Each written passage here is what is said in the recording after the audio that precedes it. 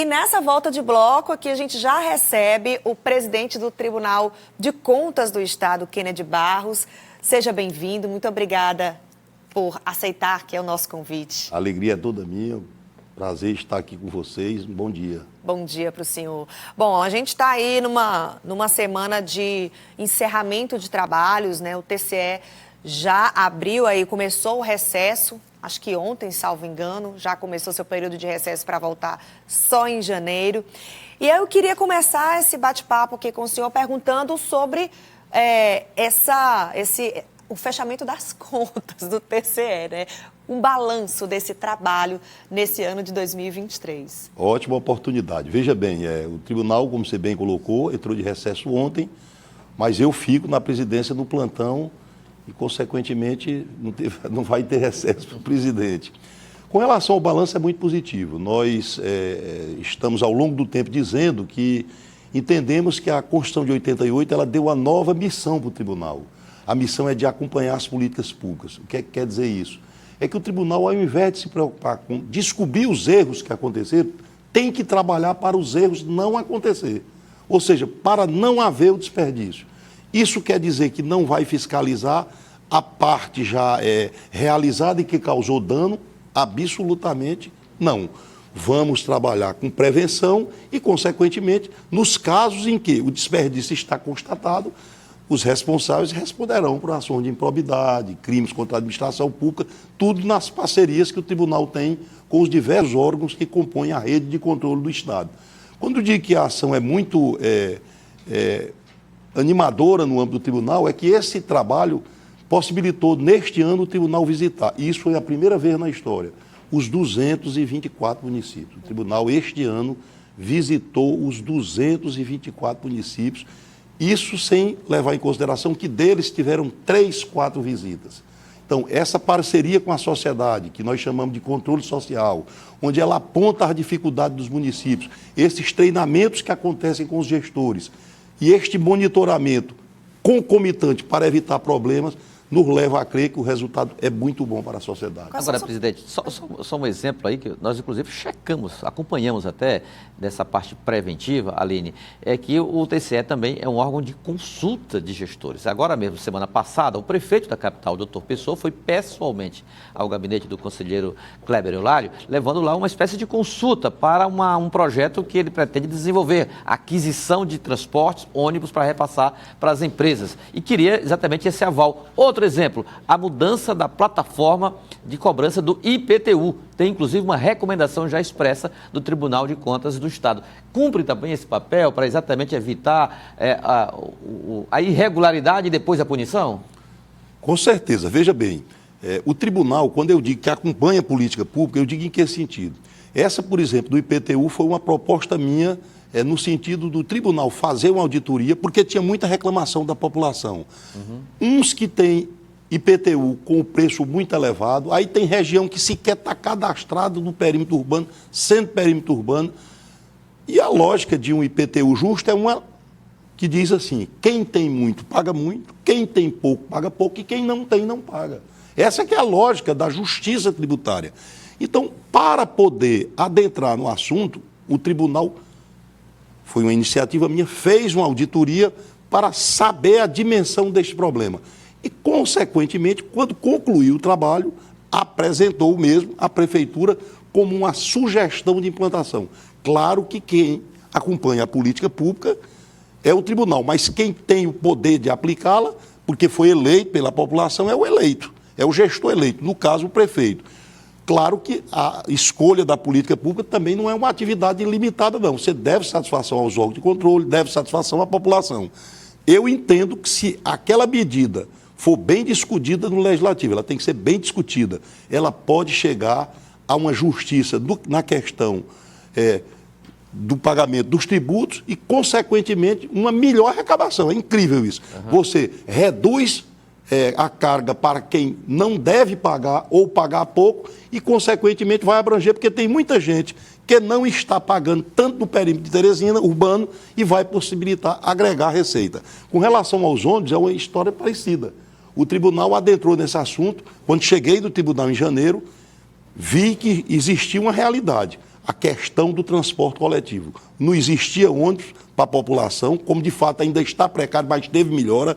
E o tribunal, eu entendi que não poderia ficar alheio àquilo. Vamos fazer um trabalho de auditagem para saber o que está acontecendo. O objetivo ali não era encontrar culpados, era encontrar solução. Ou seja, nós retroagimos a 2014. Fizemos um levantamento do que estava acontecendo no mundo dos transportes. E chegamos a boas conclusões. Por exemplo, foi investido ao longo desse período 800 milhões para fazer os corredores, para fazer os terminais, para fazer as paradas de ônibus, que é a primeira parte para a solução dos problemas. Agora, a segunda parte é por que não tem ônibus de qualidade? Por que a população espera tanto nas paradas? E nós encontramos a resposta. À medida que esse sistema de interligação aconteceu, a implantação se deu bem no período da pandemia. E aí já aqueles profetas do caos já dizem, não funcionou, as paradas não são ao ideal, a interligação não é ideal. Não, naquela forma de implantação não era hora de teste, porque não tinha, na realidade, população usando o serviço, estava numa questão de pandemia e foi longo esse período. Então, com a volta da pandemia, o tribunal fez um monitoramento. Os problemas decorrentes para a implantação eram de que ordem? Por exemplo, quando você cria a interligação, antigamente quem gastava 3 bilhetes passa a gastar 1, consequentemente cai a arrecadação. Quando você amplia as pessoas que estão isentas no pagamento do serviço, desfalca a parte financeira do serviço. Quando você cria situações como essa, aplicativos eficientes, como o Uber, como o 99, eles possibilitam as pessoas usar mais. Tira o usuário do sistema de transporte coletivo. Quantas pessoas moram assim em determinada região da cidade e juntando 3 pessoas para pegar um Uber, sai mais em conta do que pegar o ônibus e mais confortável. Então, tudo isso tira o usuário do sistema. E a que conta se chegou essa auditoria? Que o sistema arrecada em torno de 9 bilhões e o custeio dele é 14. Ora, como é que empresário vai botar ônibus para funcionar, ele pagando para o serviço funcionar? A discussão aí é lógica. Ou vai subir o preço da passagem, que não é oportuno, a população que mais precisa de ônibus é a que tem menos poder aquisitivo, não é justo que a passagem tenha o preço elevado para que ela arque com essa despesa. Qual é a solução, então? É o poder público subsidiar, como acontece em todos os lugares do mundo. É civilizado, transporte público, por ser de primeira necessidade, é subsidiado pelo poder público. Iniciou-se, então, uma discussão.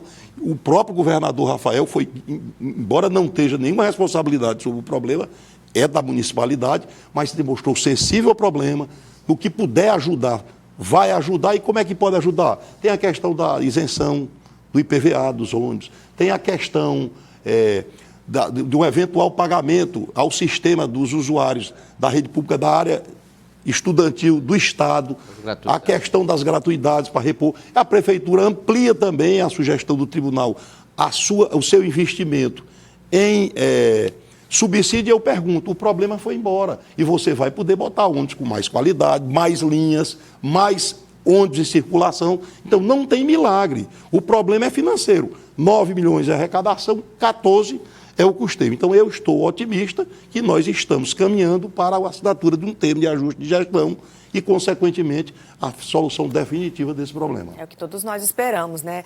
Agora, presidente, o senhor fala em ações educativas, de orientação, de visita aos órgãos também, e também ações mais punitivas, de fiscalização, até pedagógicas mesmo. E isso inclui um episódio que eu queria tocar aqui com o senhor, que causou até um desconforto junto à Assembleia Legislativa. Foi tema aqui de debates, inclusive, no nosso ponto de vista. Eu queria saber agora como está a relação depois desse anúncio, né, do presidente Frank Zé de reduzir o repasse no orçamento para o TCE e depois aconteceu que o senhor reagiu, respondeu a essa redução.